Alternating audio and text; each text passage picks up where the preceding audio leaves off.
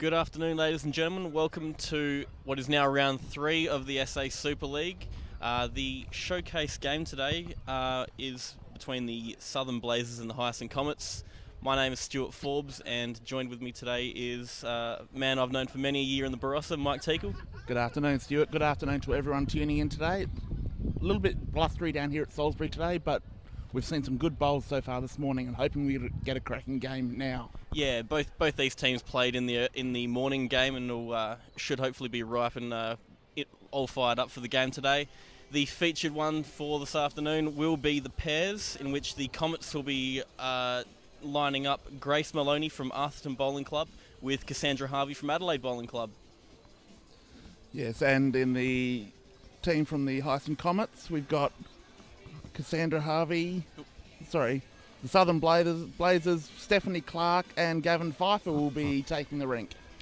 Yeah, so a lot of couple juniors in the mix here, and Gav recently was only the state champions pairs winner at Champions Week this year. So everyone here is an incredibly accomplished bowler. Yes, a lot for people at home to look forward to in this game with up-and-coming players. This is the future of our state program. Young players like this taking the green in competitions of this calibre, isn't it, Stuart? Yeah, absolutely. And as we see, Grace with her first bowl just going shy into the ditch, is on a long length end. But yeah, these two have very bright futures. Grace in particular, recently third place in the Junior Golden Nugget singles, which an amazing accomplishment. Yes, great to see young people flourishing in the game, not just playing it, but flourishing and enjoying themselves. Absolutely. Makes me feel like Cliff Richard with the Young Ones song, "We don't stay young for long," and I say that as a 28-year-old that started and that'll be 10. the last musical reference from you today. Cliff Richard's what you're bringing out. Absolutely. I thought it was a reasonable reference. And Grace Maloney corrects impressively from her first bowl, draws Jack high. Cracking shot. Beautiful shot. Stephanie lining up to reply. Had a very good first bowl herself, looking to capitalise on this and really set Gav up. This rink has been a little bit more protected from the wind, so it's not as been affected so far this morning as the outer rinks have been. Yeah, but getting the line right has been very tricky today. I can only imagine. When I was tuning in this morning from the early game, it was looking that way, and wind on any synthetic surface doesn't have that same friction that your regular turf would have, so things will get affected in various ways. She's got a very nice weight coming in on this bowl. Yeah, tracking well. Landing either of those two was a good result. Unfortunately sails through, but still holding the shot. Finishing behind would have been a great result for the team also. Absolutely. Gav's got, knowing from my first-hand experience, he's got a cracking upshot on him, so you don't want to be leaving one bowl in the head with plenty of room for him to play into. That's the perfect bowl to play right there. Down one, but you've got that bowl at the back, so you can always carry the jack. Yeah, precisely. So Stephanie Clark really setting Gavin up here. Fully expect Cassandra Harvey, who's probably the forefront of ladies bowls in South Australia at the moment, to make a good solid improvement on this and solidify it for the Comets. She's got the first bowl. Which way would you come? I'd be playing the open hand. Tuck Jack around the corner behind your own. And as she does exactly what I'm not, that's why she's out there and I'm not. There's many reasons why she's out there and you're not. Yeah. Chief among them, one of those. Can't read it. And unfortunately, she's left that one a little bit short. But she's always got the chance to correct with her next bowl. That's exactly right. And played brilliant line. Just has to get around her own. And Gav lets his go. Looking to have the same fate, I think. It's looking a bit short, but it's not too far out of the way. Both a little tentative with their first bowl. Let's see if they correct. I think with the leads going through so quickly, naturally you don't want to be making the same mistake and playing with more weight than you actually need to. This one seems to be tracking quite nicely. Good line. Cassandra's corrected very well here, drawn a second shot. That is fantastic bowl there. That's a terrific bowl. Another bowl in the head is going to be much harder for Pfeiffer to get them both out. Yeah, you definitely don't want to be short with this next one for Gav, and he certainly corrected on that. More so just now the line and getting that right. He can land any of those balls and get a good result, you would think.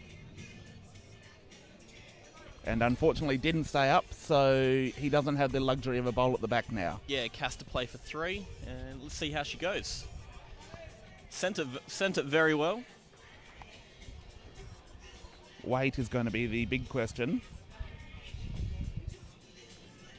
And that's actually going to sit in a really annoying place for Pfeiffer if he wanted to come the same hand as his last bowl. It's made him change hands, so I think he would be going up the guts maybe.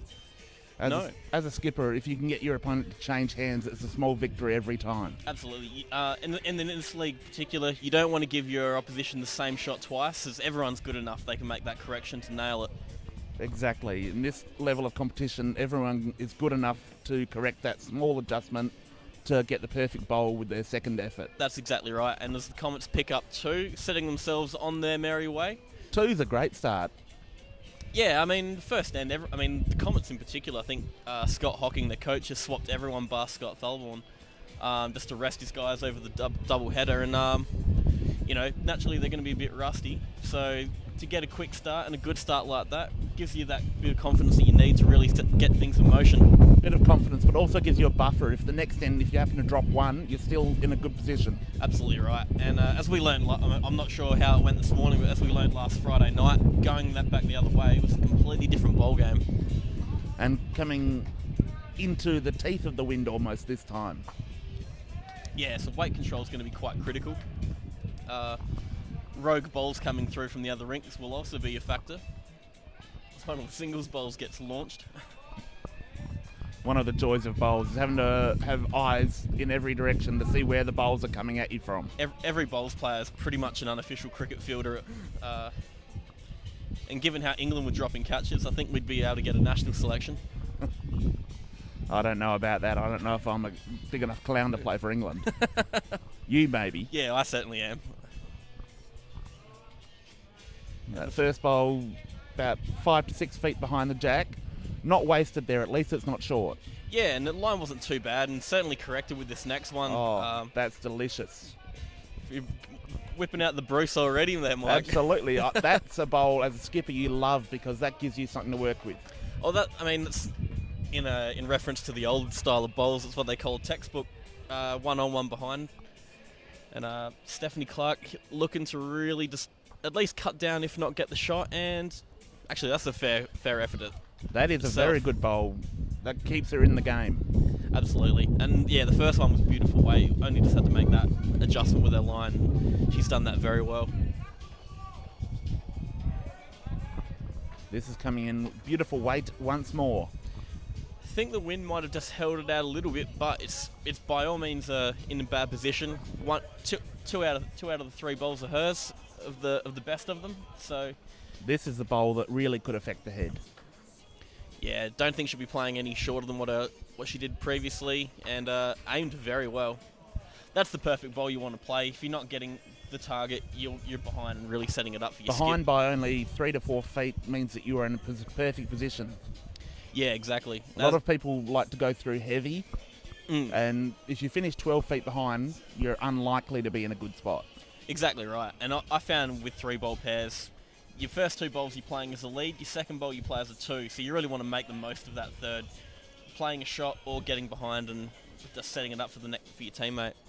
Yes, and the wind's starting to die down a little bit now, and it's a great facility here at Salisbury where we're hosting these rounds of the Super League.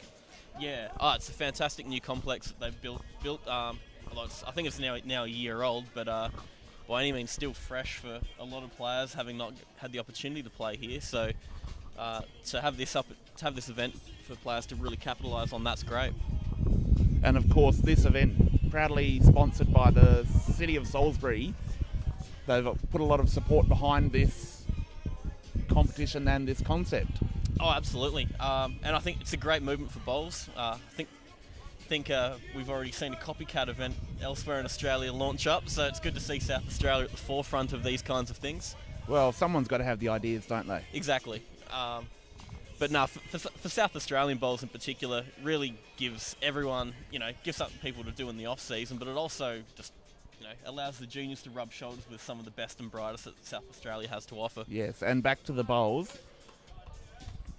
That bowl, short bowl being pushed through, Yeah, Gav. Probably actually puts it in a good position, whereas before it was almost a wasted bowl. Yeah, Gav pushing Cass Harvey's bowl through, and it still looks to only be the one, but that's in a great spot. Her decision for this bowl is going to be critical. Yeah, I mean the maximum result is to get on the orange and stay for 4 or 5 here. So Cass playing with a bit of vigour on this shot. See if she's got the line for it. Unfortunately, found the wrong bowl. Brought in Gavin's bowl Yeah. for probably third wood. Yeah, so still holding one. So up to Gav to really try and get the shot here. At this weight, he's got the potential to rest a bowl and stay. Unfortunately, his line's not quite right and goes through a couple of feet. Just misses the target. So it appears to be one to the Comets. The leads are certainly looking, assessing their options. Just the one. So going to 3-0 after 2. So as you said, you know, they set themselves up with that first end and may have not had the end they wanted that one, but to even get on the scoreboard then, that just gives them that little bit of extra momentum going forward. Yes, and also chewing up another end with only 18 ends to play, that every end that you get a 1 takes an opportunity away from the opposition. Absolutely. And as we turn to the screen, we say hello to Bruce Field, who's watching rinkside. Yes, I can see Bruce over the other side. One of your counterparts from Angaston. Yes. And Barbara Maiden, hello to you as well.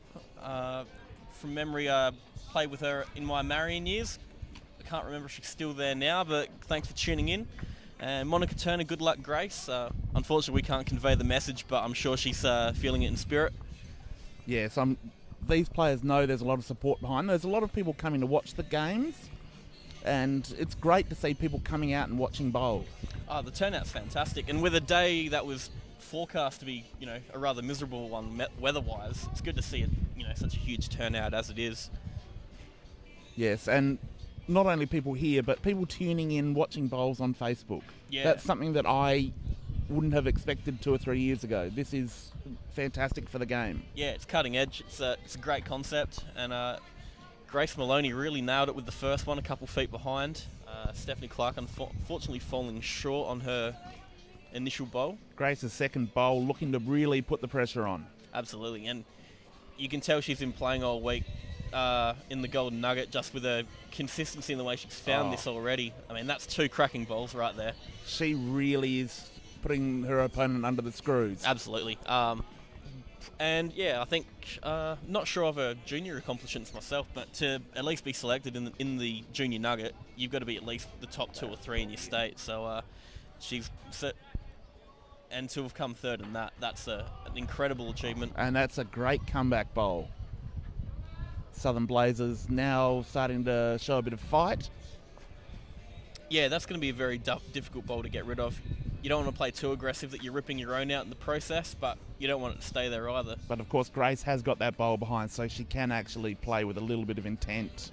Played perfect weight. Just had to turn the bowl once, got her own, but she's got 3 bowls in the head, which Gavin will be pretty happy with. Yeah, 3 against 1. You like those odds more often than not.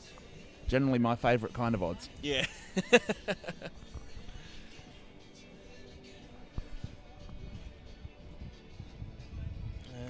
And Stephanie just shy and narrowed, but the weight was great again. Also, being to the side, that you'd think that's where Jack's going to spill if there's a connection made, just the way everything's angled at the moment. Yes, it is there for a spill, and that's something that you can never truly predict is where that spill is going to happen. But when you're down on the scoreboard, sometimes you've got to take a risk, and that can spark a team. Absolutely. And you know, physics can only take you so far with those kinds of things. But yeah, if the angle looks good, you can generally put it in that position. You're getting plenty of comments here on Facebook. Please, folks, if you are tuning in and you send a comment, please let us know where you're from, which bowling club, and who you're supporting. And Cass Harvey letting it go really good with her first. That's a wonderful shot. Kitty bouncing up in the air. Jack in the well, Hurst sits with it, and from what I can gather from here, holding at least 2 with Grace's right on the edge of the green. That was a perfectly weighted up shot, and that's controlled weight. That's smart bowling. Yeah, Cass has an incredible weighted game on her, and as we witnessed firsthand just there, really puts the pressure on the Blazers to try and get one close here. Gav's got immaculate weight with this bowl, but draws the shot. A fantastic ball, really. That's great. In this wind, to be able to control it that well is something special. Yeah, that's a fantastic. That's early contender for bowl of the day. We're calling it early? I'm calling it early. I didn't see much of the first, so I'm probably going to be proven wrong once again, but I think that's an early contender. We'll put it in for nomination anyway. Absolutely. Cass, round the mark, looking to sit that through. If she'd made contact with Gavin's bowl there and pushed him into the ditch, it would have been the perfect result. Only shy of that by maybe 8 or 9 inches, so not a great deal needed to adjust. And she's got one bowl to come. You'd think that she would be a good chance to get it with the next bowl. Yeah, definitely not going to die wondering. And as Gav looks to solidify a second, just falling shy of his own. And more comments, people watching. Michelle Gator Johnson from the Arthurton Bowling Club, watching one of her club mates here. Yeah, good morning to you, Michelle. And Linton Jack here from Goolwa Bowling Club. Go the Blazers. I'm sure they're feeling that support here. Be a nice windy day down on the coast at Goolwa today. I can only imagine. I hope he's watching somewhere warm. Hopefully indoors, you would think. Mark Walton's just having a bit of a laugh at us, I think. I think so. I hope we're entertaining him. I hope it's not just me. Hope you're getting 50% of that share. Trust me, I get laughed at plenty. Not that funny, but I get laughed at. I think I could probably say the same, actually. And Gav with his third bowl, tracking very well again. And I reckon he's done just enough to get a second. And he certainly has. That's 2 incredible bowls out of 3 for Gavin Pfeiffer. That's brilliant. Especially when Jack in the ditch. That's never an easy task. Jack in the ditch and down 3-zip on the board. That is a great result. One of the toughest assignments in lawn bowls, they say. And that gets the Blazers right back in the contest. Yeah, 3-2 going into the fourth. That's really the rebuttal you need after what's not really a slow start, but one that you didn't get the results that you would have normally desired. I think that's going into the fourth. That's the third. Now, really, the pressure is on Steph Clark to get off to a good start, get some momentum going for the Blazers. And quite a handy start there. A couple feet behind you, and very great line there.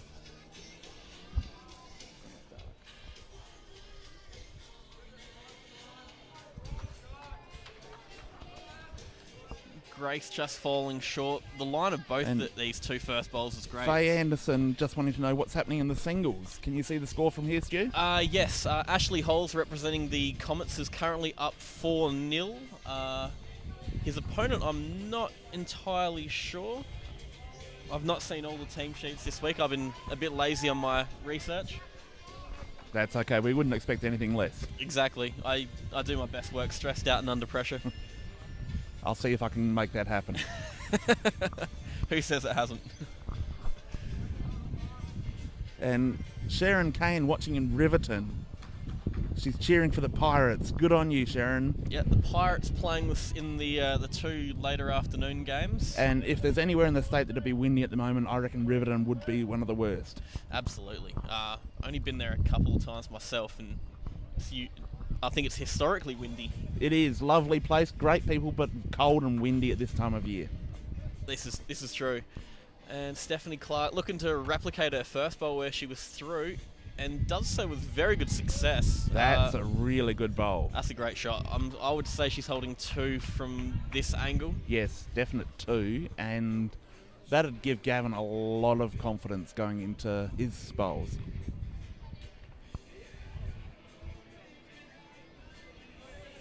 And Grace Maloney just going through there, but a great effort nonetheless. Really gives Cass something to work with there, with 1 behind and a couple in the head already. Yes, that's another good result, and it's great. Both of these teams are starting to really click. Yeah, I mean, it's amazing when you think that, it's only the 2nd or 3rd game they play together with one another, but the chemistry is already developing quickly, and they're learning each other's styles, and even just adapting to synthetic surfaces Yes. been rapid. Teams that come to play at Salisbury find it's a little tough to adapt to, first of all, if they haven't played much bowls on this surface. That's exactly right.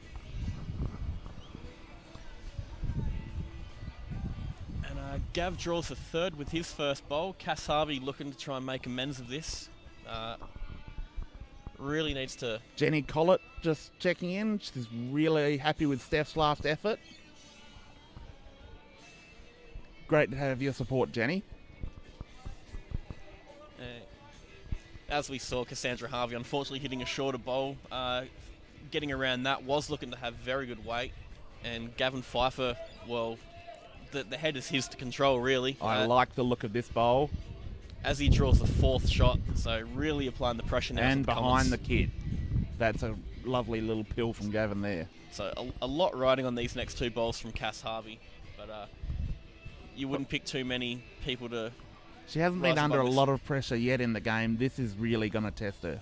Yeah, I mean, the bet, you at least want to cut down from that, you know.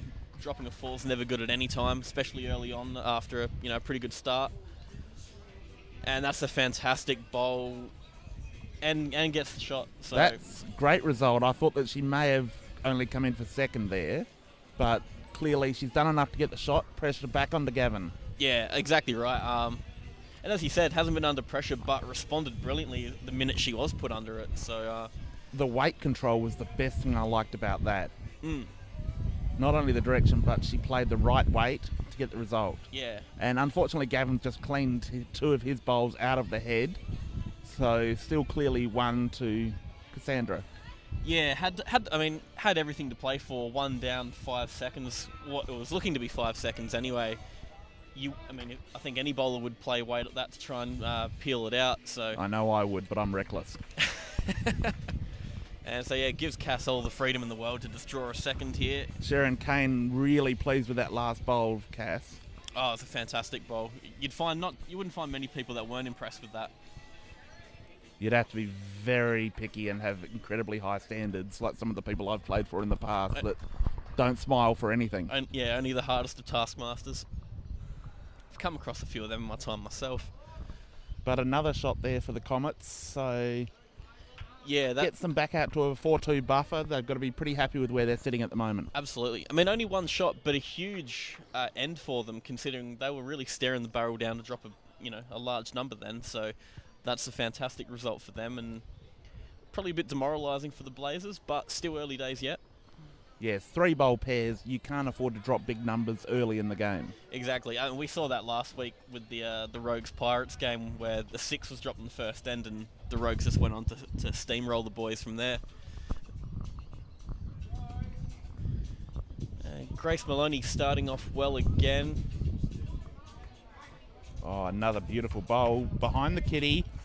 She keeps setting it up for the team. She really is playing a nice game. Exactly right. And I've always found it's easier to take weight off than it is to put on. So if you're there with your first, you can really just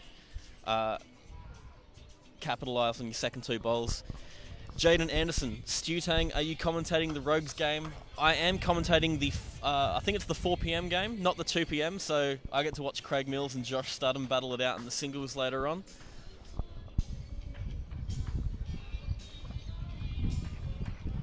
This looks like another good bowl coming in here. Unfortunately, got the outside of the orange bowl, so now looking at 1 down. Yeah, it was a great first bowl from Stephanie Clark regardless, but yeah, just got that little added promotion from Grace there. So as she bowls her second, really looking to make 2 shots out of that and improve the situation even further. Finding her own bowl would be a great result. Just goes under, finishes Jack high, it looks like. Great weight once again. Now Grace coming through. She'd be looking to find the kitty, I think, with this bowl. Yeah, well, her second bowl, aside from hitting in Stephanie's, wasn't too far away from the marks, but unfortunately she's just taken a bit of weight off. The line was fantastic. Finishing short by several feet, and that's going to make it tough for her skipper to get the result. Yeah, as we've seen, Cass has known to thrive under pressure, so you wouldn't think that's going to be phase her too much. Here comes another great bowl. 3 great shots to Stephanie yes. Clark. That's the real icing on the cake right there. That's her best end of the day so far. Oh, absolutely. I thought Gavin might have shown a bit more excitement there at the crossover and really given his team a might have pump to up. might have to get stuck into him. He looked over briefly when we were talking about him, but I don't think he heard us. We'll have to, Probably a good thing. yeah, possibly.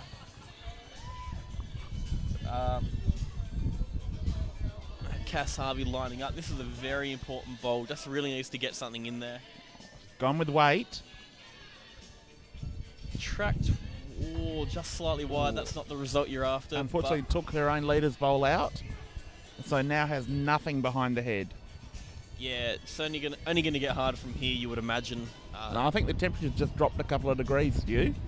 So if you are at home watching, you are in the best place possible. Yes. Oh, well, having said that, I personally love live bowls over the live stream. So I do, but you could be sitting inside the club here at the bar watching on the screen and listening to our commentary.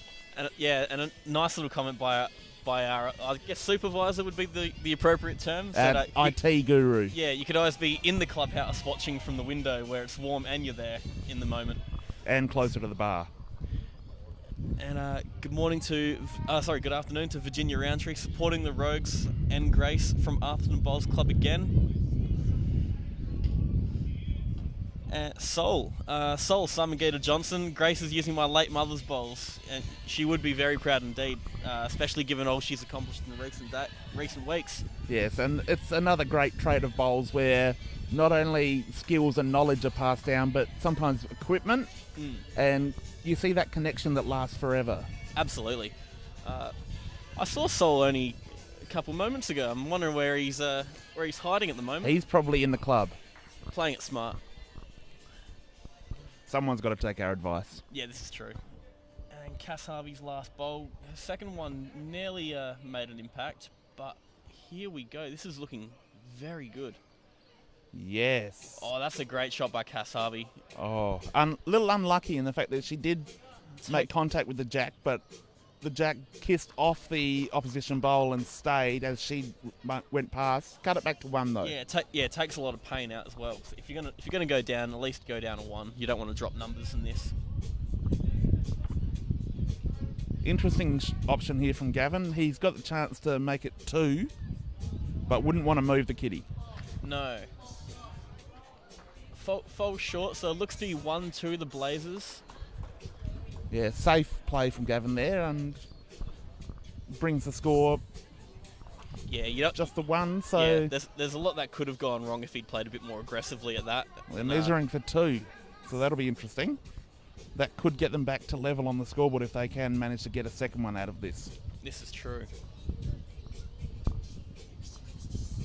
And it looks like it could be in. Yes.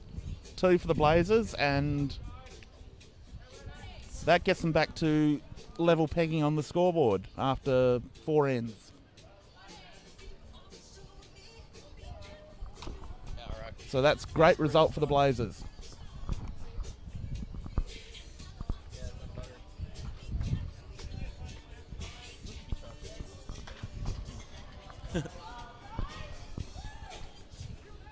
So the Blazers back to level pegging.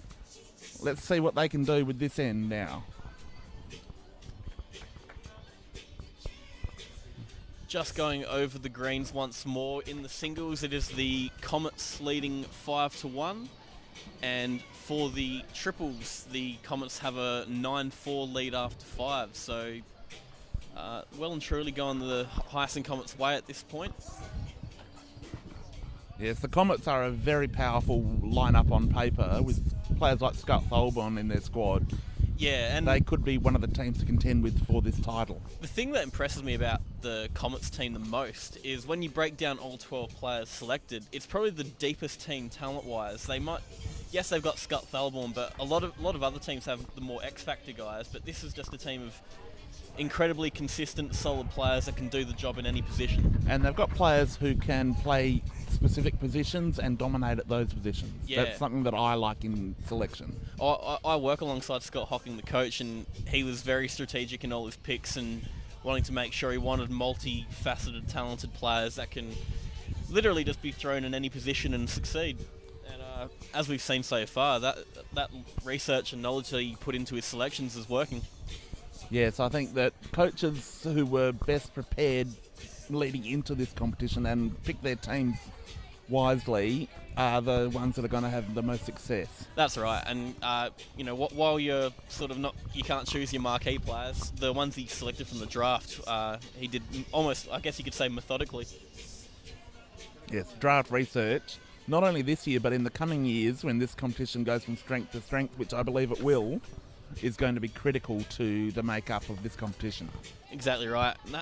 And as we go back to the game, 3 great shots to Stephanie Clark with Grace Maloney a couple behind. You'd think she'd be playing a bit focused on that, looking to move things. Unfortunately, didn't quite get the line right, but the weight had potential. Yeah, played a, I guess I would say, a conservative weighted shot, but you don't want to be losing bowls. No, that keeps the team in the game. Cassandra can well move the kitty back that far. Exactly, three behind. Any jack movement's only going to be a huge advantage for the Comets.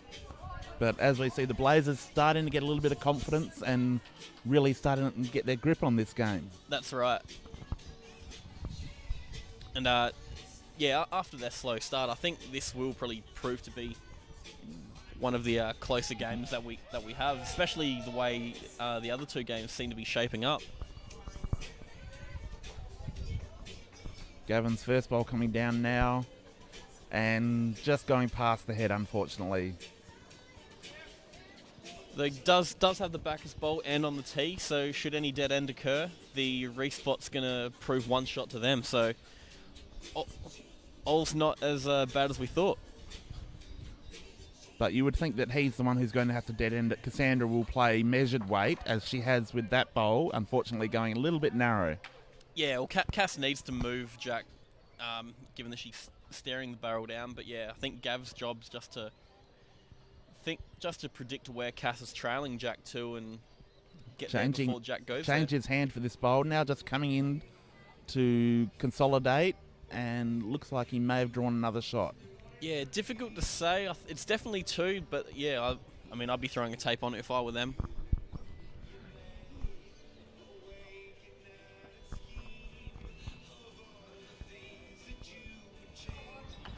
Oh, Cassack unfortunately edges Gavin Pfeiffer's in, so that's definitely a counter now. So, at this stage, 3 shots to the Southern Blazers. Really no pressure on Gavin Pfeiffer now. He can just draw to his heart's content. Yes, chance to really pick up a good score this end and put the Comets under pressure for the first time on the scoreboard. Exactly right. And he's done... sails through the head just, but that was a fantastic effort. Any touch on either of his bowls, he was in for another. Yes, we're seeing some great play here on this show rank today. We're being very lucky we've got a game like this to commentate. Absolutely. As we see Cass Harvey coming in with measured weight again. She's corrected well. Unfortunately, gets an unlucky rub. But she's peeled one bowl out. Yeah, the operation was a success, but the patient died, you could say. Absolutely, but takes a little bit of pain away. Yeah. I mean, it definitely deserved more than what she got, but still, 3 downs better than 4, and they're not dropping huge numbers straight away. And that'll be the Blazers' first lead of the day on the scoreboard as they go to 5-4.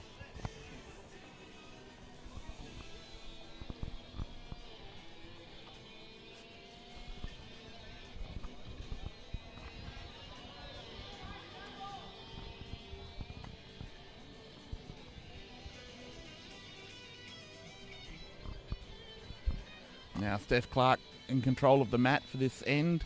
Chance to really get the game on their terms. She's gone a little bit longer, a little bit deeper. That lovely smooth delivery that we've been seeing. Yeah, so they do. The Blazers have appeared to have gone a bit longer than the Comets have, so they're stretching things out. And Stephanie Clark with a fantastic start right there.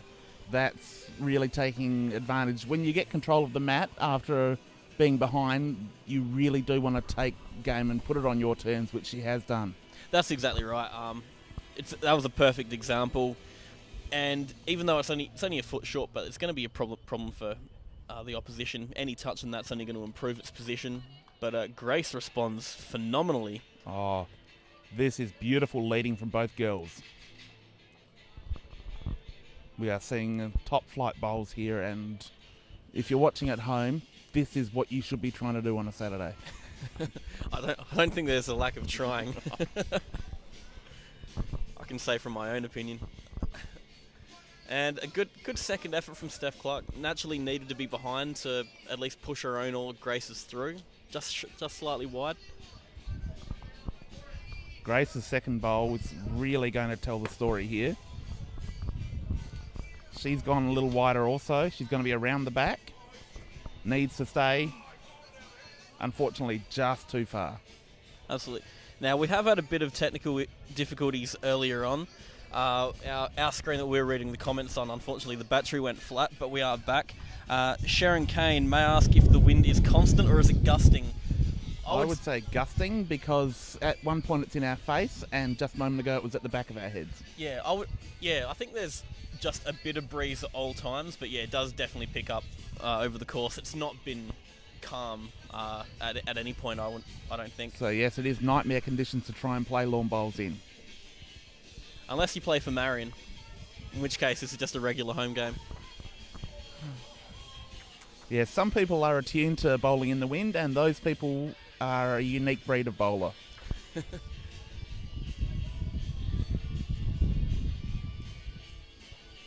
As they cross over, the Comets still in control of the head with one shot. Yeah, one shot to Grace Maloney. Steph Clark with 3 great bowls just surrounding it. Yes, even though the Comets are holding, it's a very precarious position and anything could happen. Gavin's first bowl coming in on the backhand. Unfortunately, it looks to be slightly under the head. The weight was pretty good, but just a little narrow. Yeah, I mean, he had a great setup to really get another one in there. Any contact makes it incredibly hard for Cass Harvey to try and retaliate with. And Cass slightly wide, but beautiful weight to have drawn a second with the perfect line. Yes, neither skipper on track with their first bowls, but Gavin's second bowl looks to be a more interesting line. Just added a little bit too much weight, unfortunately. Yeah, I mean, very, very little to lose in this position. Worst case scenario is he only gives Cass more room to draw a second shot. But he now controls the back of the rink. So any movement on the kitty, the Blazers are in pole position. Kirsty Blaskett, what's the score in the triples? The current score is 13-5 in favour of the Comets after 7 ends. So Scott Thalborn and his crew really starting to stamp their authority on that game. And Scott, another participant in the Golden Nugget singles in Queensland this week. So I'm sure he's over bowls, but he's come out anyway and played 2 games back to back. Unfortunately, Gav's last bowl just mirrored his second bowl, just went under the head. The weight was good again. Now Cass Harvey's final bowl. Looks like she's under also. Yeah, slightly shy again, but holding 1, you don't really want to be playing 2 over and about with it, just in case Jack spills with everything behind against Yes, him. again in this win, being conservative is often the best option, isn't it? Yeah, exactly right. And particularly when the Blazers are starting to create a bit of momentum, that's, it might be a 1, but it's a safe end to secure and get the mat back with and get things back on your own terms. The length of this end will be interesting to see what tactics the Comets are going to employ. A little bit shorter, so they are trying to turn the tables on the Blazers. Yeah, that's right. They've gone tit for tat with the jack rolls, 1 long, 1 short.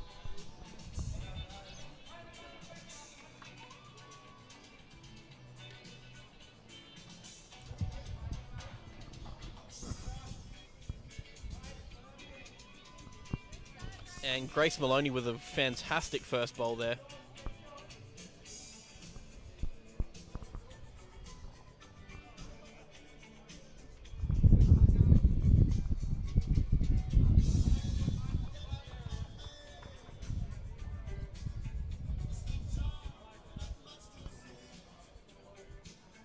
Steph Clark's reply, great line, but unfortunately a couple of feet short. Yeah, we definitely expect her to correct on that with her second. The change of length has definitely worked for the Comets. Yeah, exactly right. And Grace playing with more weight with the second. Naturally, the old textbook line comes to mind again. 1-on-1 behind. No matter how many times you hear it and how annoying it can get during a game, It works. but it is the way to play the game. It just works more often than not. I've very rarely in my time bowling has it, have you worked with that plan and it's gone against you. It is best often as a leader to try and keep it simple. Exactly. I mean, you don't want to be doing bare whites straight after you after you bowl it. And Grace changes hands with her third and really shows her versatility there. That's 3 great bowls. That is a stunning bowl, and she's just taken this end by the throat. And forces Steph Clark onto the other hand, and with her back bowl there, any jack movement's going straight back, you would think. So Yes, unfortunately Steph Clark's first 2 bowls are going to make it very difficult for her to have any impact. weight was looking good, just narrow and got her own. But a great position for the Comets as they change over, and the GAN train, the horn of that seemed to agree. Everyone supporting bowls. It's good to see. Exactly right. It's going to be very tough for Gavin to try and get at this. What do you think his options would be? I think he's just going to cut back at this stage. Cass is only going to apply more pressure by adding to the count. I think it's just damage control at this point. And if you can get the shot out of it, then you've even superseded your expectation. Cass playing on the forehand in the open hand. Jared Goodwin, as a pop-up just appeared over Goody's comment. Jared Goodwin, has it gotten warmer yet, Beak? No, in a short word. I think it even got cooler. Actually, I do see the beak starting to go a little red. They're calling me Rudolph come December, I reckon. More like today. Yeah. And Cass's last bowl finished 2 or 3 feet short, which, while it didn't affect the head, did make it a little bit harder for Gavin again. Yeah, you would think that's a rather annoying position. Standing from the mat, it would obscure your view of the jack a little bit. So, no, it's not effective, but it's a little 1%er that might just play in your favour. A little bit of dirty pull sometimes, just dropping that short bowl in the opponent's eye. Yeah, it's like when your opponent's on the 8 ball and you just pop the white behind something else so they can't get it. And Gavin trying to get around, just went a little bit wide. His weight was sensational. Fantastic bowl under the circumstances, and cuts it back down to 2 shots. Was potentially looking 4. Now Cass is looking to find the inside of Gav's last bowl. Yeah. To roll that back twice could bring 2 back into consideration. Just has to get around her own, and it does, and that's a fantastic shot. That's enough for 3 for the Comets, I think. It does look like 3. And only makes things even more difficult for Gav. Goody, can't wait to umpire later? I'm sure you can't. A very lonely place on the mat as a skipper when you're in this situation. You're looking for anyone for some inspiration, and rarely do you get anything coming back. Now, it played with weight and his ball ran on, but remains to be seen if it actually made an impact on the head. It's still 2 at the very least. Possibly cut 1 bowl out, so he did have some impact. Yeah, cut 1 out. So yeah, played with a bit of weight and got a result. So I think that was probably one of the better results he could have got. Yeah, there wasn't a great deal you could get out of that, unfortunately. So I think that was as good as it gets.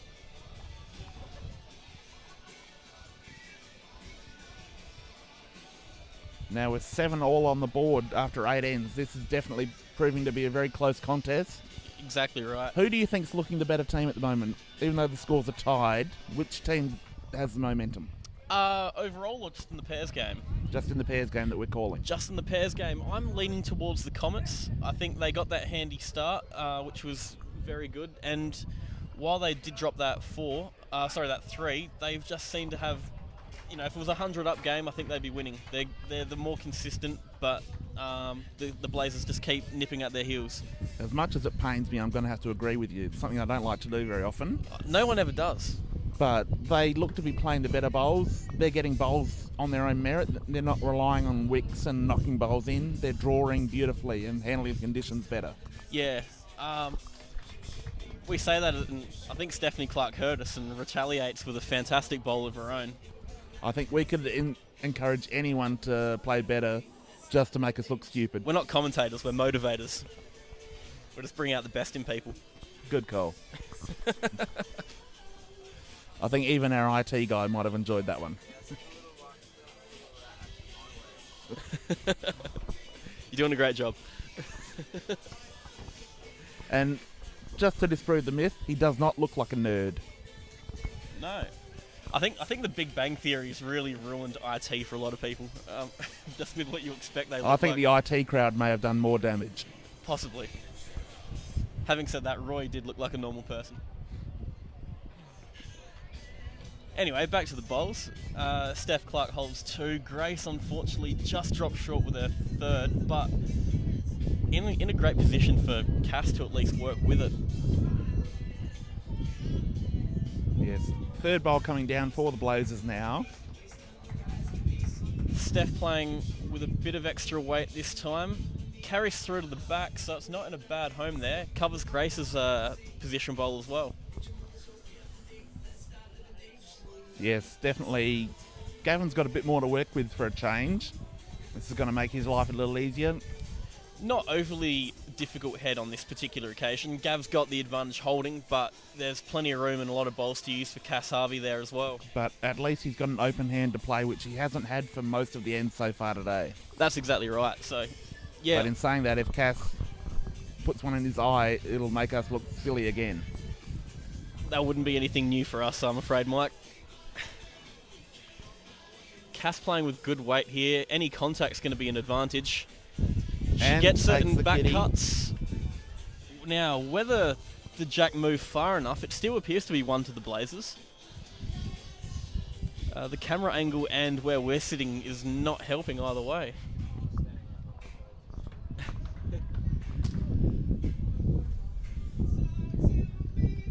And Gav hits Grace's ball in, so still up in the air, but only 1 shot either way. Great. Oh, just the angle, basically. Yeah. And Cass's bowl coming in now on the forehand. Just enough weight. That's a brilliant bowl. Contacts the orange. She rolls through. That could bring the Comets back into shot. Yeah, and a great bowl there by Cass. A lovely weight once again. That's what we're seeing as a hallmark of her game. Yeah, that's exactly right. And as we said, there was no great advantage or disadvantage for either team on this head. Gav unfortunately turning Grace Maloney's bowl in. Not that it will count, but with what appears to be 1 bowl left to come for him, only going to be difficult. Well, increasingly difficult. Cass could take this end away from him just by playing on the backhand and make it impossible for Gavin to get in. Yeah, or well, you find that little funnel and trail jack, it'd be safe to say the end's over.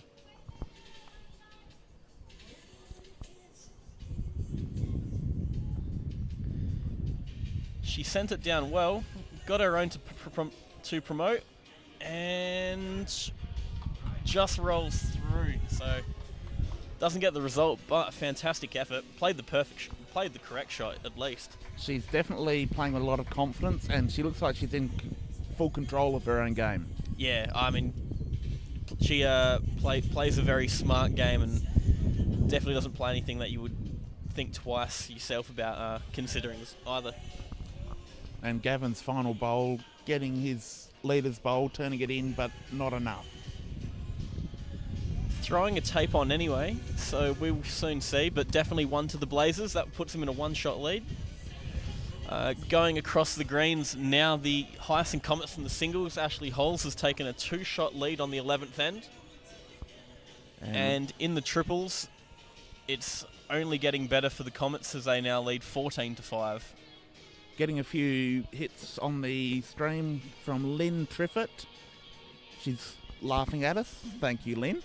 And Rose Miles and Mariani Saleh both giving us thumbs up. Unfortunately, we don't know where you're from, so we can't give you that shout out. Thanks for tuning in. Thanks for tuning in anyway. And yeah, for those that are tuning in, by all means, comment where you're from, who you're supporting. Let us know, interact, throw a few questions our way. We'll do our best to get them answered in a moderately professional manner. Yes, definitely let us know who you're supporting. We want to know where the groundswell of support is for this league.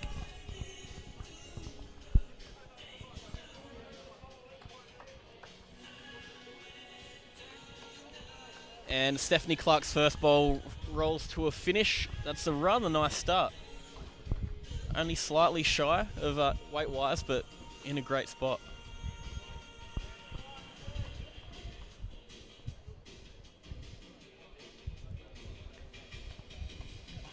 Must say, it's my first time personally watching both these two juniors in action before, and definitely more than impressed by how they're handling not only the conditions but just the atmosphere of this whole event. Yes, they don't look like the pressure is affecting them one little bit. It's great to see. So South Australian bowls is in good hands, I would think. Yes, and especially South Australian girls underage bowls doing very well. We've got Kate Argent-Bowden coming up in the following game. Yeah, for the Rogues. Playing with a bunch of my teammates. I know she's playing the triples later in this afternoon, I believe. As we just see a brilliant bowl from Grace. Fantastic bowl by Grace Maloney there. Just virtually a resting toucher. And going to be an incredibly difficult shot to remove as well. She does have a bowl several feet behind. And Stephanie Clark got the friendly glide, but the weight and everything was looking fantastic regardless. That's as close as you can get to a perfect bowl. Still one shot to the Comets, but just edges Grace's bowl enough. You can see the jack. You can start, at least thinking about playing a shot towards it. I think we're seeing the makings of a rivalry that could be 20, 30 years in the offing. Oh, even more than that. I mean, they're 15, 16 years old or so. They say you can play to your 90, so there's a lot of bowls to be played between these two talented individuals. I think we'll see these two as a core staple of state squads for years to come. Mike Brown, hi from Dunedin, New Zealand. Thanks for tuning in all the way over the sea. And Bowles Marlborough, watching from Blenheim. I hope that I pronounced that correctly. Blenheim. Thanks for tuning in from our lovely neighbours south of us. And Gavin Pfeiffer had the luck of the Irish there, but played great weight to get the result anyway. Yes, so that brings it to 2 shots for the Blazers. Jack sitting out there for the taking though, and Cass playing at least looks to be initiating a bit of contact on any of the bowls. Unfortunately a little bit wide, but again playing with great weight, which is what we come to expect. Adds another one to the back. They've now got the 2 backest bowls, so picking up the kiddies really going to be optimum for their success now. Gavin's got lovely weight on his forehand. Coming in, any touch of the kitty, which he's done. A beautiful nest of 3 for the Blazers. Yeah, that makes it very tricky now. I personally would be thrashing that. I'd be trying to send the bowls into the Knights and Spartans game. You'd be dislocating the shoulder, that's for sure. Yeah. But unfortunately, we've seen Cass knows how to play with controlled weight and intelligence, so she's not used to you. No. We'll see why she is the player she is, and she does have the backwood. Yeah, so the rig spot on the dead end will obviously give them a 2-shot advantage, and as she sends it down just wide, but that was looking good. And takes one of her own backwood out. John Wise just wrote thrashing, so clearly just taking the mickey out of my comment there. And Brian Teakle, a man that I've battled many a time in my Barossa days. Hello from watching in the Portland Caravan Park. That'd be Portland, Victoria, Yes. not the one in Oregon, America. No, they're on holidays at the moment, just living the high life as we get attacked from behind from the Wasleys Bowling Club just chipping in. It's great to see people starting to get excited and enjoying this game. Cass sends another runner down again, much closer this time, but unfortunately still misses again. So But the weight was just on perfect. all I needed was just an inch of turn, and she was getting a result out of that. Yes. So yeah, played 2 great shots, just didn't quite get what she was going for. 3 shots to the Blazers, which puts the Blazers in I think that puts them in a 1-shot lead as the scoreboard changes. That's going to be really big for the Blazers, who were starting to drift a little bit again, and that puts them back into a really commanding position on the scoreboard. Yeah, it seems whenever the Comets start to get ahead of steam, they just bring it back again. So I think we're going to be in for a back and forth battle all day long, which I personally welcome.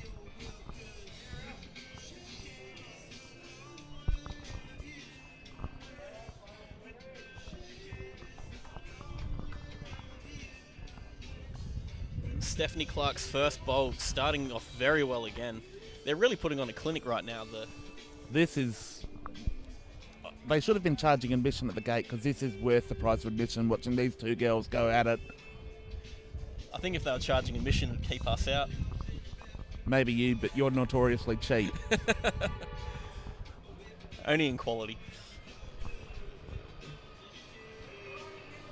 And Grace's reply, great weight, just a little wide. And the mile train getting in on the action as Grace's first bowl finished very well. Steph Clark again with a fantastic response. That's in a great spot. Fantastic bowl there. That is superb bowling from the Blazers leader. She really is starting to settle into a groove now. Yeah, we're getting a fantastic show on display by these 2 young women. The crowd has built up. I think she likes the big crowd. Yeah, and the crowd's starting to get a bit more involved as well, which is good. And Grace turns her own bowl in. Only the half roll, but it might be enough.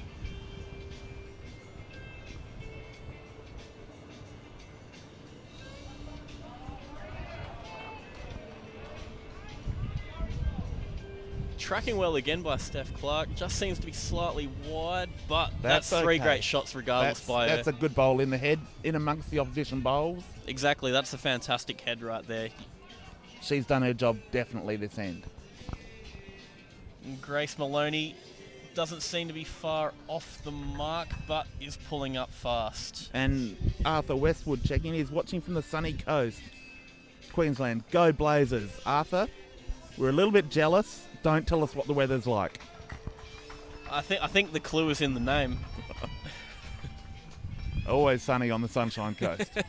Exactly right. But at least he's picked a team. Yeah, going for the Blazers. I think the Blazers would be a perfect Queensland team, given how it's always sort of warm and hot there. Definitely. But yes, we do want more people checking in. Let us know who you're backing in this Adelaide Super League. Exactly right. 8 great franchises to choose from. I don't think I don't think you'd be disappointed by any choice. And Arthur, you can order Blazers merchandise online if you want.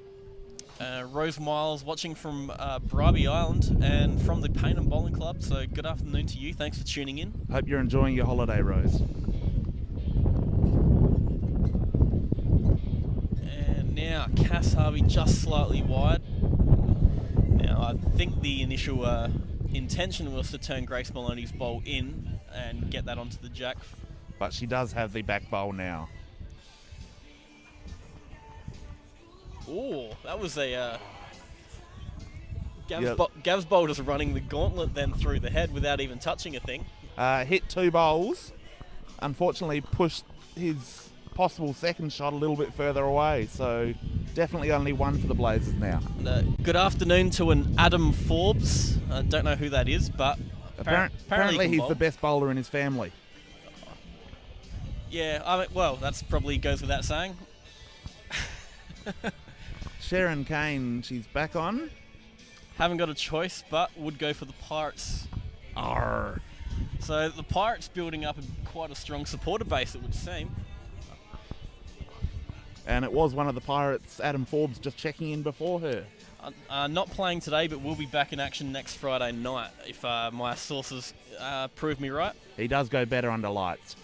He does. I think he just enjoys the limelight of like Friday night at the G.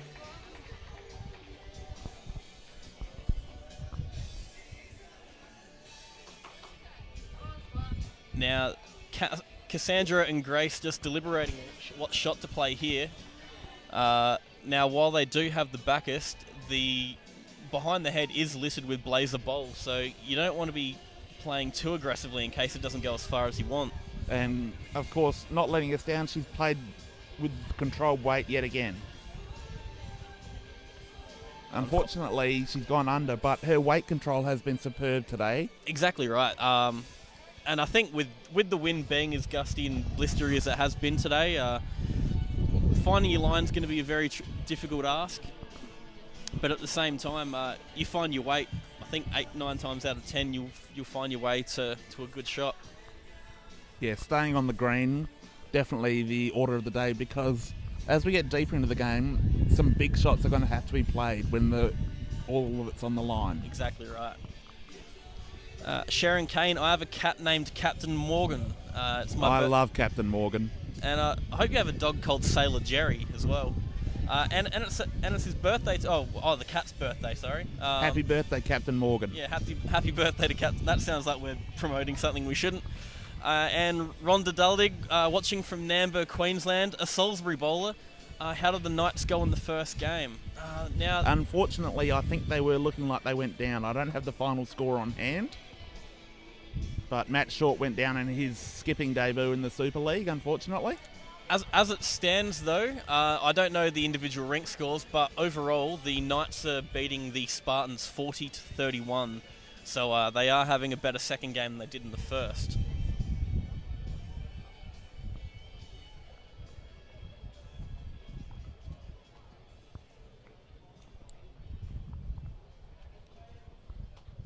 And a great second shot from Grace Maloney. The first one let her down a little bit, but the hallmark of a champion is the ability to correct, so that's really on display right now.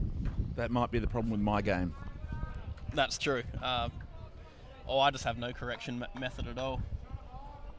Just bowl and hope.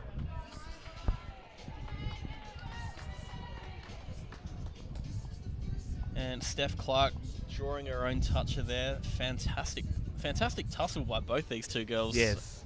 Great technique with both girls too. They are a pleasure to watch.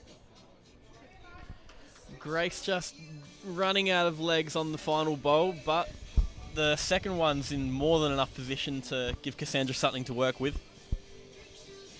And also make it a little tough for Gavin if he's trying to get into the head later. Yeah, you'd think one big bowl can change the whole dynamic of an end, so I think that's what Cass's motive will be. This is a really good looking bowl coming in here. Unfortunately, just outside the bowl of Grace. Yeah, great result no matter way you cut it. She got the bowl, was going to be 2, but to be in that position, really just giving yourself extra insurance should the jack move. Cassandra's first bowl is going to tell the story of what she's going to try and achieve for this end, as we have. Hi, Grace. Hi. Now it's with great pleasure we introduce the super sub for this little segment, none other than Grace Maloney of the Arthurton Bowling Club. Welcome, Grace. Thank you. Now you were recently in Queensland for the Junior Golden Nugget and finished in a very impressive 3rd place. Yes. How's an event like that compare to something like this where you're still up against great players? But I really enjoyed going up to Queensland, but it was a lot warmer than here. It's really good. Like, competition's pretty similar being in the under-18s. Like Steph, I've played with her before. Yep. So it's a little bit different, but yeah, I've really enjoyed the experience up in Queensland. Fantastic. Well, I mean, the week of bowling, or how long it was, is certainly paying off. You've put on an absolute clinic today. Mike and I are only envious of what you're doing out there. So now, for the people at home, how long have you been bowling? This will be my 6th year coming in. Sixth year, and you're now 16 years old? I'll be 16 in November. 16 in November. So you started when you were 10 years old by that logic. Yeah. So, Good maths. yeah, good maths. I'm the big shack of maths. So, yeah, in 6 years, already playing in huge events like the Nugget, the future's incredibly bright for you. What are your plans for this coming season? Well, I am boarding down in Adelaide, but I am still playing at home, back in the country, but nothing much really, just sort of still trying to get out there a lot and as many competitions as I can, really. Fantastic. And now, Cassandra Harvey, she's probably one of the best female players in South Australia at the moment. What's it like being alongside her as a teammate out there? Awesome. I absolutely love Cassandra. She's like our new under-18 coach as well, which is really good to become close with her, and I really enjoyed the experience. Yeah, she's an absolute wealth of experience, and no doubt you're going to learn a few things off her. And playing with her, you're going to get coaching in the process as well. Yeah, exactly. Now, no Grace, doubt you're getting a lot of support online. A lot of people have been checking in and giving you support. Have you noticed that since you've been announced as playing for the Comets? You're getting a lot of support from home? Yeah, and also a little bit of rivalry from the Rogues team. That's our home our region, but that's all right. You can just blame Dasher for not picking you first, that's all. Yeah, exactly. And I think what we've been seeing today is start a great rivalry with Stephanie Clark. Have you played off against each other a few times? Yeah, we have in some under-18s events, but I've normally just played with her, not so much against. So it's a bit different playing against her today, but still pretty good. That's the one thing I've noticed. Everyone here is sort of basically friends with one another. Yeah. And it's all a bit buddy-buddy until you realise, oh, hang on, you're not my teammate. Yeah. You got to try and find a bit of competitiveness from deep within. Exactly. Now, no doubt there's some people at home watching. Do you have any things to say for all your friends and family? No, just hello and keep watching, I guess. Hope we get up a little bit more. And any particular shout-out for the Atherton Bowling Club this season? No, not that I know of. Just going out there to bowl, I guess. Oh, well, good luck for the rest of the game. It's been great having you come over and have a chat with us. Thank you. Yeah, thanks to Grace Maloney from the Atherton Bowling Club. One of the brightest talents, not only just in SA Bowls, but one that I've seen in all my years of playing. And another sign that she's not fazed by the attention. She was very comfortable and at ease there. Yeah, clearly. Not everyone can do that. Yeah, not everyone can take an interrogation like that from you and I. So. And she had to look at us too. Yeah, well, that's just goes to show her stone cold resolve. Now, hopefully she can focus back onto the game straight away. If anything, we've only just driven her on even further. Wants to get the bad memory of having to put up with us for 5 minutes. I think if she bowls really well, it'll be a reward not to have to come back over here. Yeah, that was probably what Matthew Northcott was saying. Play bad, you get a chat. And Kathy Clark just chiming in. Great bowl, Steph. She's watching from Winton. And as quick as one leaves, another comes. We're joined by Linton Modra from the Morphvale Bowling Club. Is it? That's correct. Yeah. Thanks for joining us. No problems. Now, with the Blazers, obviously bit down at the moment. How do you think? What's the plan for the guys out there right now to get over the line? Yeah, I'm looking at it fairly closely. We're going okay in the pairs and the singles. It's just that triples over there. And of course, old Scotty's doing his magic again. So a resting toucher, and he still gets another toucher. So we've got a couple of power plays still to go. So we're not out of it yet, and it's only about 8 shots in it. So exactly right. Now I'm fairly comfortable at the moment. Now you mentioned the power plays. Have you got a plan on when to bring them in, or just wait for the players to sort of maybe string a few ends together? Or no, we've talked about it at the start of the series, and we use them when we've got control of the game, and that we don't use it as a negative to try and make up shots. Yeah, we put them in when we think we've got control of the game. Yep, it's a fantastic mindset. Now, Linton, you've got some great young players out here in the Super League. What's the key for you with these young players? What are you hoping to see from them? Just for them to get the experience and consistency, and we put them in the front end, leading, just so that they can settle down and play bowls like we know they can play, and I think they're really enjoying it. Well, they certainly seem to. Both the juniors you've got out today have been playing some really incredible bowls out there right now, and rubbing along the sides of Cass Harvey and Scott Thelborn in their respective games. It might be a bit intimidating for those, but they seem to be handling it well. Not only intimidating for them, but even some of the other players, have had comments of saying, "Oh, a little bit nervous today. It's my first game," and it's showing a little bit in some of their games. That's one of the interesting things I've noticed. Even last week in round one, all the players, a lot of them played hundreds of games for South Australia, and they came off saying, I was really nervous coming onto this debut in a new format. So it's nice to know that there's something that even the most experienced of players can sort of get the jitters towards. Well, that's right, and that's what this competition's about. It's about that next step level. Not so much for the players that are playing state at the moment, but it's that next group coming through, in the development, and then the ones that are looking to try and get into the development squad. So this is a great grounding for them. Absolutely. Now we do have John Bevan, great live streaming and appreciating the help from Matt from Bowls SA and all the managers and coaches. Now I wasn't here. How did you go on the first game for those that didn't tune in? No, we went down. It was close. I think it was six shots in the end. 6 shots. Our pairs went down by quite a bit. So, just not quite got the mix right. We went down last week on the pairs as well. So that's cost us a win both times. But at the moment the pairs is up. So hopefully they're going to turn it around for us. Yeah. Well, I mean they started slowly, but they've really started to take hold of this game and. Both Gav and Stephanie really hitting their straps and putting Grace and Cassandra under a lot of pressure, and it's been a great game to watch all around. Yeah, well, it'll take them a while to get into it too, because you don't have any time to really have a roll up before the second game. Coming off from rink 5, 6 and 7 over to 1, 2, 3. Slightly different. The guys are saying that it's a little bit wider. And a bit different. It's interesting that the other side of the green is completely different to what we're broadcasting right now. So interesting that the other area that we're not showing is doing things that we might not be otherwise used to. Yeah, although I think you're on the good side of the rink here. There's not too much wind here, but down the other side, and I think that's having a big effect. If you go over there, it's very windy. And a day of today is especially.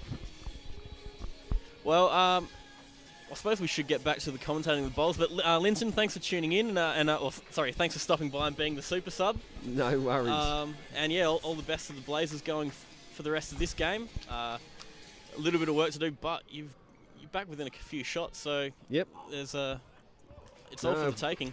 If we can control Scotty over there, we'll be right. Thank you very much, guys. All right, thanks, mate. Thanks for stopping in, Linton Modron, adding to our broadcast. Yeah, so looks like Matt Northcott's trying to tee us up with interview after interview at the moment.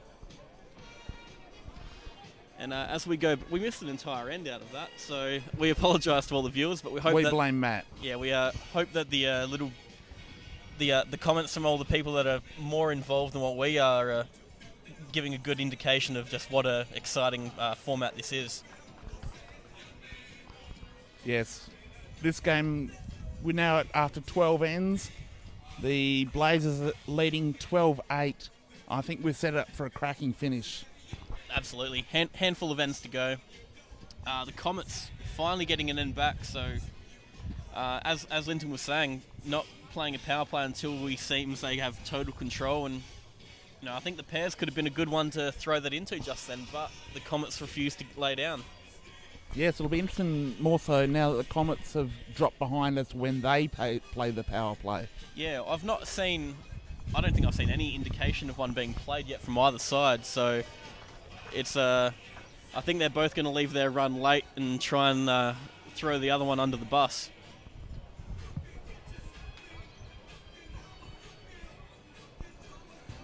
And Grace Maloney's first bowl, a little short, but nothing that she can't work with and improve upon. And Steph's been in great form the last couple of ends. See what she can pull out. Looks like she's got perfect weight. Yeah, and the line especially looks to be fantastic. Oh, that's a beautiful bowl. We've called one half of it each and got a correct result. So fantastic start by Steph. We'll take half a point each there. There we go. We're on the board ourselves. It's only taken 12 ends. It's better than usual for us. Career best form. Grace's second bowl, she's looking to make amends and if I was her, I think she'd be trying to make light contact with the opposition bowl. Unfortunately, she finds her own. Yeah, naturally that 2-foot adjustment can be a tricky thing on these. Sharon Kane, may I ask if they have got to use a power end? Now, I do believe they have 2 apiece for both teams. I'm yet to see anyone indicate they've played one yet, but I might be wrong in that. I don't think Scott Thelborn's got that lead on his own. And another great bowl there from Steph. Found her own bowl, so which contacted the kitty a little bit further from her shot bowl, but she's now holding 2. Yeah, and a lot of pressure for Grace Maloney to put one behind, or at least cut down on the damage. As we've seen all day, pressure isn't a problem for Grace. No, or any of these players for that matter. Puts one in a great position. Not obviously ideal. You want to be holding shot, but it gives the skip something to work with.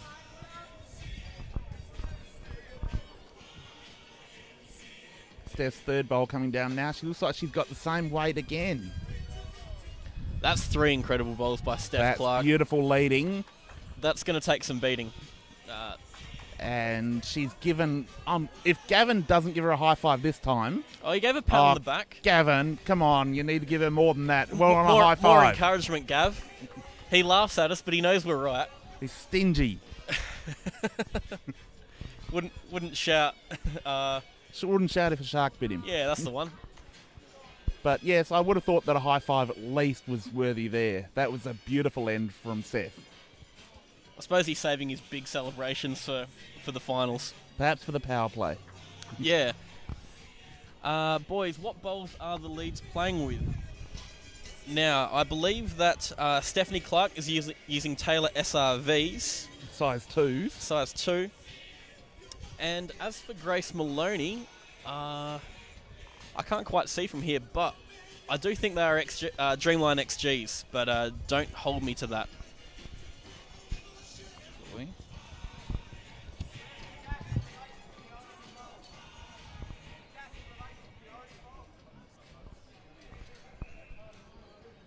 Cass unfortunately sailed through with the first. Unfortunately hasn't got a lot of room to work with. As Gavin Pfeiffer just puts one right behind. There's no pressure on him now. He can just play his own defensive game and just make sure any sort of slither of hope's removed. Cass with a great shot here. That's a fantastic That goal. is beautiful weight. And she follows... Unfortunately out of bounds, but there's a plethora of room to draw in. I think I'll say that's another contender for bowl of the day. I would definitely go with that. That's a huge bowl under the bowl circumstance. Under pressure. Looking at a massive down on that end. And every time Cass has been under the pump immensely, she's responded. And the weight was controlled again. She could have stayed with it. If she hadn't just drifted out of bounds, that would have been in the ditch and shot. Interestingly, Gavin Pfeiffer's pulled up short and wide, so whether that gets in the eye of Cassandra remains to be seen. But you get around that with the right weight, you've got the shot almost wrapped up. And she has. As she demonstrates perfectly, that's a fantastic bowl. That is beautiful bowling from Cassandra Harvey. Especially from the old draw drive, always a difficult adjustment, and she played that almost as if she hadn't played a runner at all. She's just showing great control today, and I think that's put her slightly ahead of Gavin in terms of performance today. And Gav Pfeiffer, not to be outdone, rips it out. They look to be holding a couple shots there. They might have to get the long measure out for this.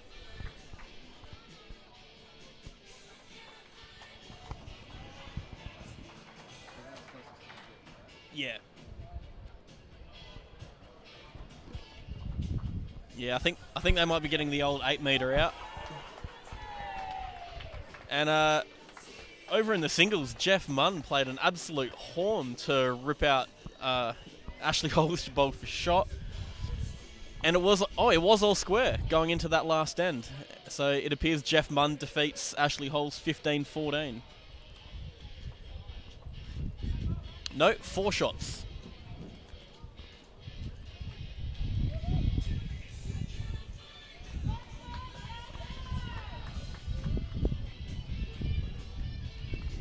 So yeah, as we see, Steph's bowl did win that last end.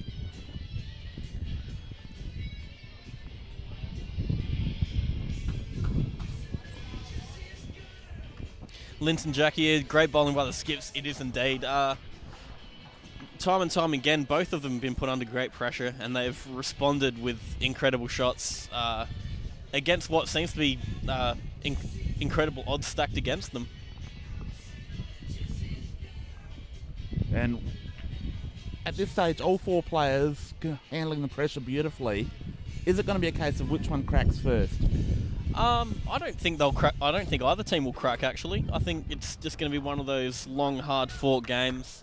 Probably one of the ones where even if you lose, you're not going to walk off the green disappointed in the result. Because it's like when one of those interesting cases. You play a great shot or play a great game, and you go down, but you don't feel disappointed. You just know I did my best. They did their best. Janet Morn, hi TJ. TJ is not on this game. We've suspended him for one. He'll be back in the next, I believe.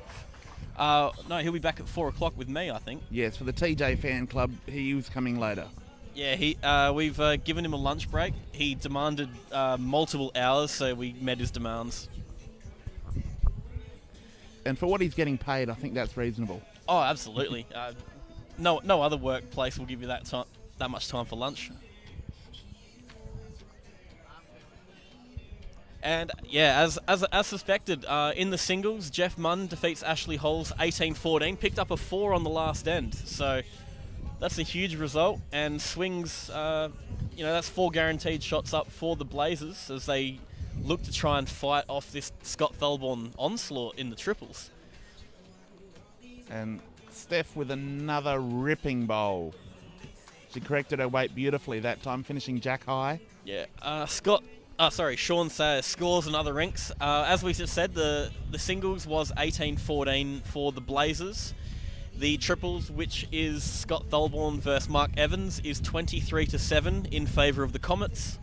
And the game in front of you is 14-12 in favour of the Blazers. So the Blazers with the 2 rinks up, but they've just got that one that's getting a hammering to be blunt. And that's a big turnaround for Mark Evans, who had a good win in the triples against the Knights in the first game of the day. Well, as Linton was saying, he's got a great team in front of him with Justin Parkinson at 2, one of the best players I've seen in the development squad. Mark Evans himself, a state veteran of many, many tests, but they're coming across Scott Thelborn when he's in world champion mode, and not many people can stop that. No, Scott Thorborn, a world champion bowler, but more importantly, a world champion bloke. A great ambassador for bowls in South Australia. Absolutely, especially when he actually pays for the round that he owes you. Has that actually happened? Oh yeah, a couple times. Probably count him on one hand, but still. Still, he's a good bloke. Yeah, absolutely great bloke.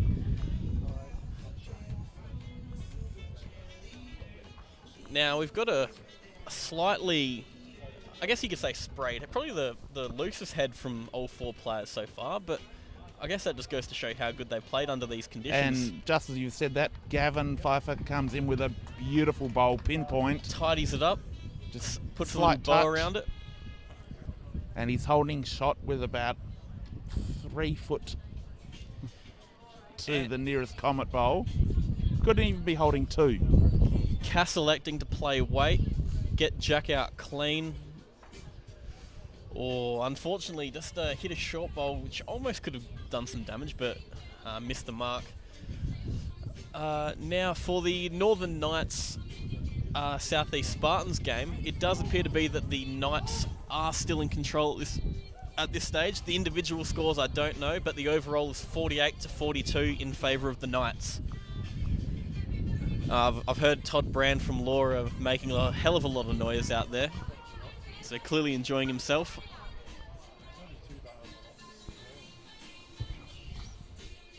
Yes. Cass Harvey on the mat again. Going to be an interesting shot that she decides to play. Yeah. Will she play weight or will she try and cut back? Well, it's an interesting one. 2 down, but the Blazers do have a lot at the back, so it could go just as wrong as it can go right. So I would probably just be trying to draw it and cut down. Yeah, it's always risky when there's only one opposition bowl in the head to play weight. Cass elects to play at least confident weight to just try and sit the bowl, and aimed it very well. Oh, that is so good, but unlucky. Probably one of the most unfortunate results. That was a brilliant bowl under the circumstances. Cleaning up Kitty and the shot bowl. Cut it back to 1 though, so not all is lost. A little something to gain out of that. But at least that'll give her some confidence. Yeah, I mean, especially after playing you could say a full-blooded runner with the first, to play that sort of delicate weight immediately after, that's something. She's shown the ability to make that adjustment quite well. That's something even the most experienced players can't do all that well. And she's shown it twice already in this game. And Jeff Munn getting a bit of support from family. Janet Munn. From home. Good to see that they're getting that support. Thanks for tuning in, Janet. I'm sure much to the rejoice of the Blazers fans. The overall margin has gone out to 10 shots at this point. And Sharon Kane, yes, that's correct. Cass hasn't had a lot of luck going her way yet. But as we know in bowls, that can turn very quickly. Yeah, they say it's the 3 L's you need in bowls: line, length, and luck.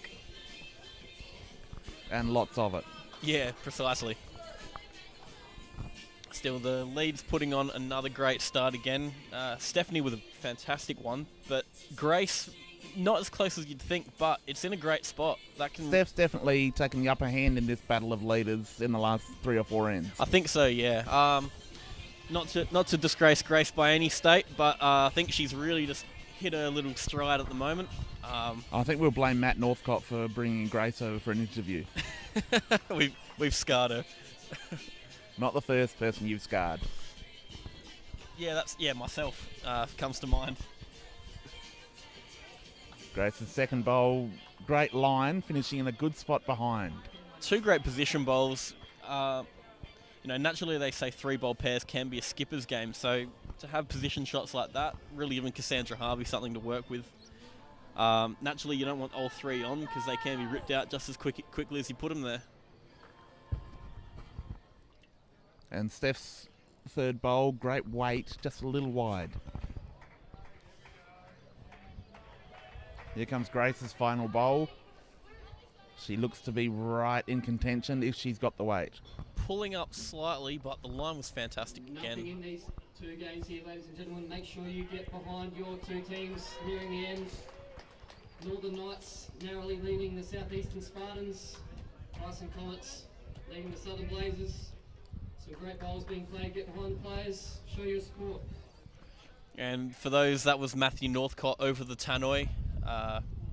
Just indicating, there is only a couple shots in both these games. So if you are in the Salisbury area or thinking about coming down, there's 2 more great games after this today. And the wind has dropped a little bit, so it is a little more pleasant here at the moment. Yeah, it has actually warmed up a little. And as we see, some of the Western Rogues are rocking up, gearing up for their game directly after this. Yes, and Matt was urging the crowd to get behind their teams, and we urge you to do the same on the stream. Put your comments in, let us know who you're backing and where you're from. Exactly right. We'll endeavour to interact with everyone that comments within reason, provided there's not an absolute... unless we're not completely inundated with them, which I don't think should be the case. We're not that popular. Definitely not. And while we're on it, we may as well thank our sponsors. The City of Salisbury have been fantastic getting behind this event, as have West End and Sports Centre. Yeah, 3 great sponsors, and along with Bowls SA to put this format into work, we thank all 3 of those. And also companies. the Salisbury Bowling Club for the work they've put in. Exactly right. I think they've gone above and beyond to really make this the best it possibly can be, and we're only into the 2nd week, and I think it's already exceeded what anyone even began to imagine. Back to this end, the Blazers holding 2 shots currently, both jack high. Both skips with 1 to go, so a lot on Gav to just tidy it up a bit, make life incredibly difficult for Cass Probably Harvey. like to finish just behind, ideally. elects for the blocker. That's dirty, Paul, but I like it. Yeah, it's, not many can pull it off properly. A great shot when you can. I'd prefer the bowl that pulls up short and you can claim it's a blocker, but it was actually a dud short bowl. The amount of times I've done that over the years, I've lost count. Cass Harvey coming through and hitting the leader's bowl, but unfortunately not trailing straight towards the kitty. She had played incredible weight then, but yeah, it just was unfortunate to not pick that gap. It was a bit of a fine-toothed tome to get through regardless, but still a fine effort. And Sharon unfortunately still can't get here. It's still a bit too windy for her broom. I'm not going to elaborate on that. It'll get me into trouble again.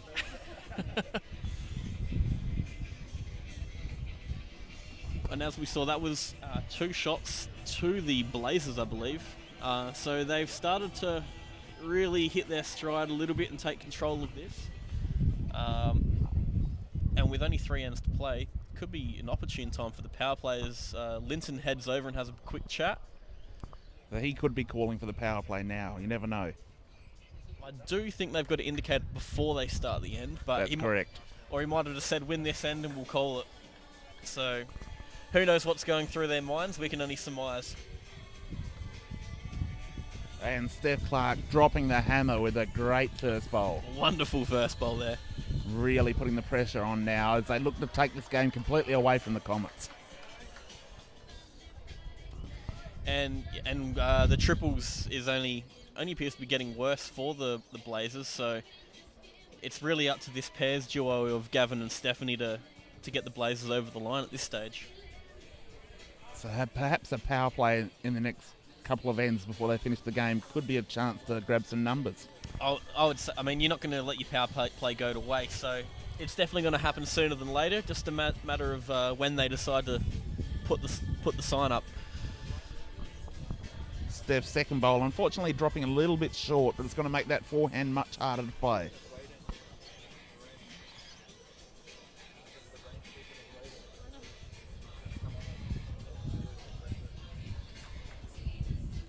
Grace's bowl coming in, possibly looking to use her own or just under it. And just floats past the kitty. That'll put her in a good position. Just as we said, the wind was starting to ease up a few minutes ago. It's back. It's blown 4 chairs onto the green. Not sure if that's... I think Sharon was right. A bit too windy to get out of her house. Oh, unlucky. Steph coming in, unfortunate promoting result Grace's there. bowl, so she's now down. I think the Comets will be breathing a sigh of relief there. Absolutely.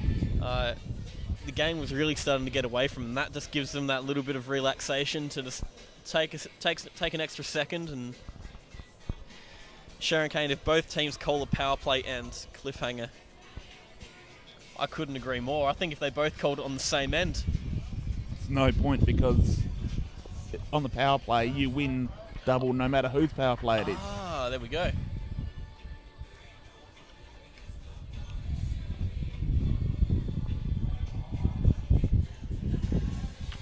And at the crossover, this end is very evenly poised. Even though the Comets are holding shot, it's not in a safe position. And with this being the second to last end of the pairs, now is basically just up to the third to last. Oh yes. With their triples in such a commanding lead, it's really now just about keeping it tight, not letting the pairs get away from them, and holding on to the overall win. Yes, which as it stands is 11 shots. It's one of the peculiar things about bowls. Sometimes a narrow loss is as good as a win. Yeah. Naturally you want to. It's always nice to get your rink win, but yeah, I've been in one game before where I was 15, 20 shots down and played the game winner with the last bowl of the match, won the overall, lost the rink, which is bittersweet, but the team wins the one you aim for. It's one of the unique nuances of lawn bowls and means that you can always be in the contest no matter how badly you're playing. Exactly right. Linton Jack here. So on power play, both teams can score double. Yes, I do believe that's the case. Peter Rost, my old mate from Tanunda, now Moonta. Hello, Disco Stew. He did message me, say he'll buy me a drink every time I give him a shout out, so I hope you're tuning in later today. I'm not going to shout him out because I know he wouldn't buy me one. Thanks for tuning in, Rusty. Always a pleasure to have your insight. I think everyone's. I think all my nicknames have been basically gone through at the moment. Oh no, there's a few that haven't come out, but we can't broadcast them. Yeah, that's for the late night show. Gavin coming down now, just looking to finish behind and give himself a little bit of cover. 15-minute warning for the players. 15 minutes remaining in this game. He's just covering that back bowl of the Comets. Close game at hand here. The Knights and Spartans. Cass Harvey looking to make something happen with her bowl. For the Knights. Who's on the Spartans? She's playing control weight. She's following it down. She likes the line. Needs to get behind. Doesn't want to. That's finishing in a really good spot. That's a handy spot. Forces Gavin, if he's going to play weight, to play heavy. Yes. And as Matt Northcott indicated, we have been given the 15-minute warning. I don't think it will apply, but just to show these games are approaching their conclusion. In the Knights and Spartans game, it is the Knights by 3 shots, 50-47. So a real tight tussle over there. And Gavin Pfeiffer's bowl finishing a beautiful spot behind the head. He's definitely got himself in the contest. If Kitty goes back, he can limit the damage. Now, Cass and Grace just deciding what to play with her last bowl. Naturally, they don't want to give anything that Gavin can work with, so keep really about hiding and taking away any opportunity he has to convert, because naturally they're going to be chasing numbers now to get the overall win.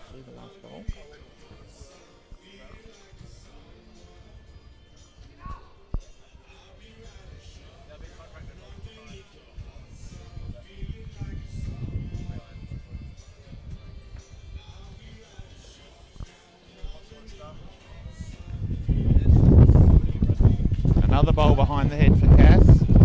Doesn't change it, so it's like a one-shot win for the Comets.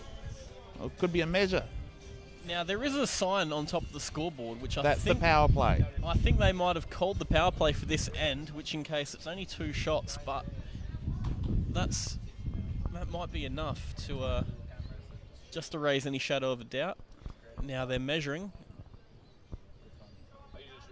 We'll wait for their official call.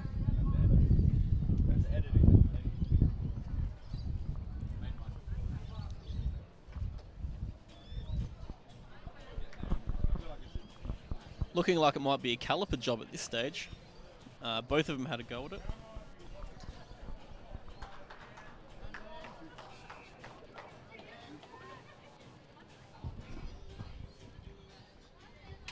And the triples has just concluded. The overall winners was Scott Thelborn's rink for the Heysen Comets, 28-9. So a huge win for the Comets there, and really put them in great stead. The triples team putting the rest of the guys on their back.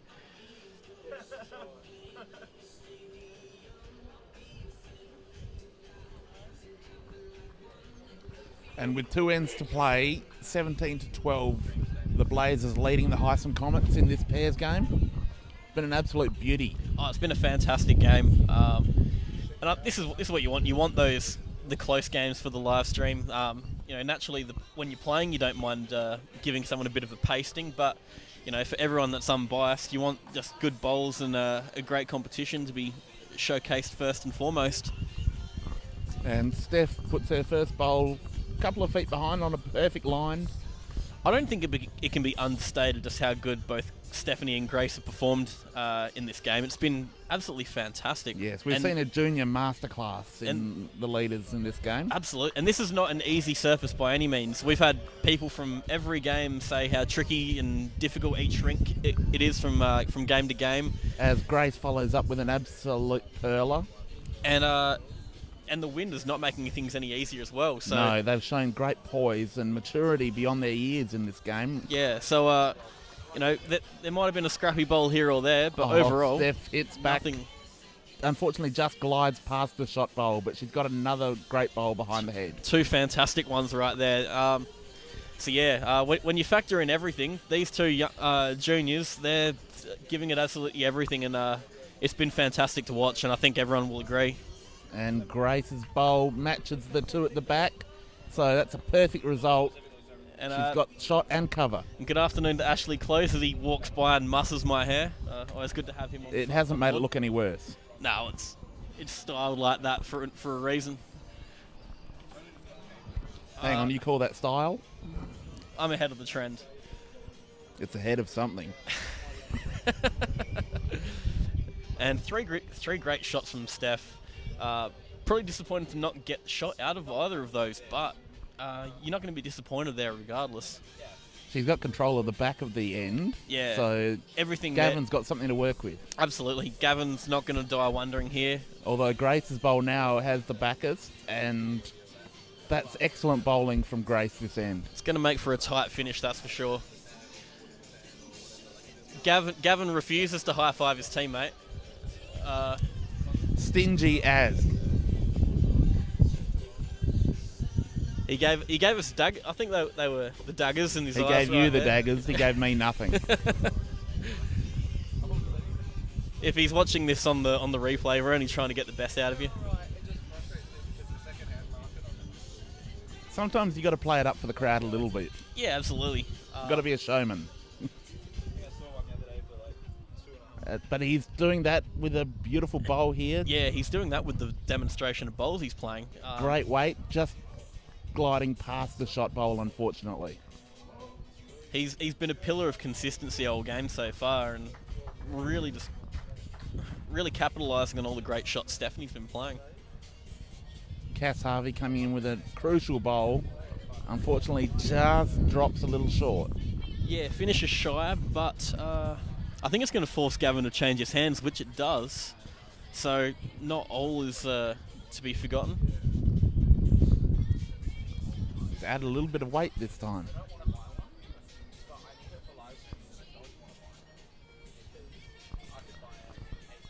Gav inching in, touches the jack, but just doesn't get it enough as Grace's bowl falls with it. So still one to the Comets. Fantastic shot, and still no luck. Yeah, still open to be played against. I don't think we can be talking about luck when Cass Harvey's on the mat. She's had none of that so far today. No, neither team has had luck. It's all been skill. She puts another bowl at the back just to be safe. Great weight again to just slightly shy. The wind not really giving her much to work with.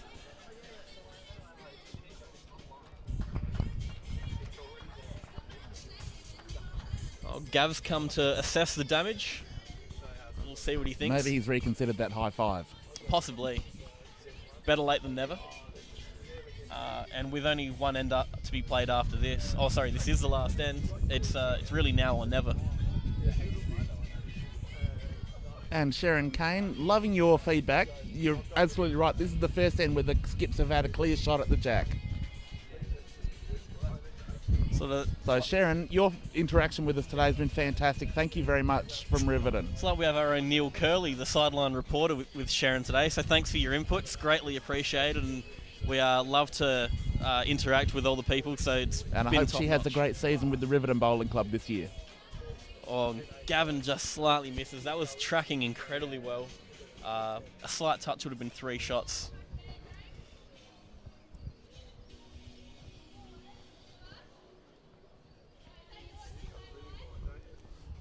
And yes, Cass Harvey with the last bowl for the end. Just trying to decide which is her best option. Yeah, doesn't want to give it away, but, would love to at least make it 2. The Comets do have the overall win here, so this is just the icing on the cake. And she's got to play smart. Tracking well. Unfortunately, will just pull up shy, but that will be the end of the triples, and it is a 1 to the Comets, which gives a 18-13 win for the Southern Blazers, but an overall win of 54-45 for the Heysen Comets. So, and that score of 18-13 13, not indicative of how close and how good this game was. Exactly right. This was high standard from start to finish, and I think all 4 players can hold their heads high on really performing well. It's been a pleasure to bring this game to you. Thanks for tuning in, folks, and make sure you tune in for the next game.